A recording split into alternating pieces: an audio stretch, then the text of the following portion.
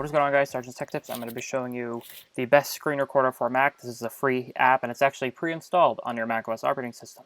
This is going to be a updated video because I did Active Presenter, which, in my opinion, Active Presenter uses a lot more CPU bandwidth. This video was also uploaded like 3-4 years ago. So what you want to do is you can actually see, I already have it.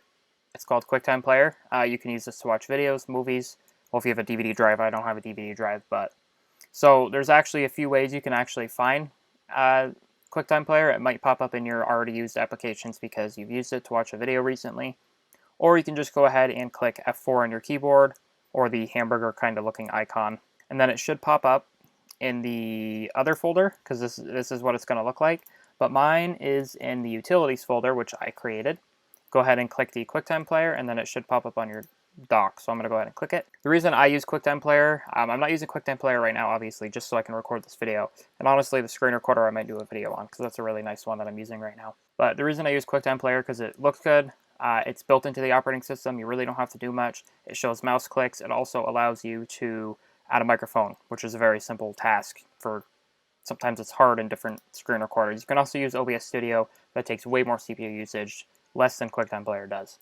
I just click it because it's easier. And then you can go down here to options and it's going to show for microphone, click built-in microphone. You can add a timer if you want to just do a short little video.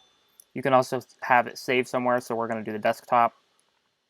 So I'm not going to actually record right now because I'm already recording and this MacBook has trouble doing it already. This is a really good screen recorder because you can actually select selections as well if you want. So if you want to just record this part of the desktop to do something, then you can.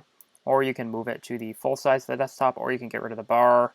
You can get rid of like half the screen if you want to record over here, or anywhere else for that matter. Or you can just click record entire screen. This also has a screenshot tool built in, but you can also just use Command Option and 3, I think.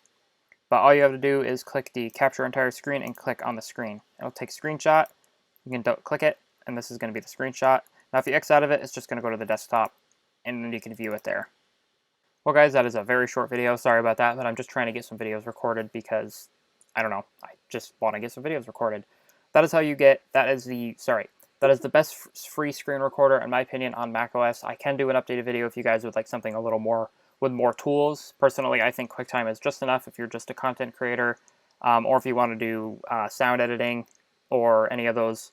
It might be better to get more of something that's a little more advanced for advanced. But yeah, thank you guys for watching. Like the video if you liked it. Dislike it that it sucked. Give me some video ideas in the comments below because I'm going to be uploading every Monday and every Monday and Thursday from now on, just so I can get more videos out there. But thank you guys for watching. I'll see you guys next video, and peace out.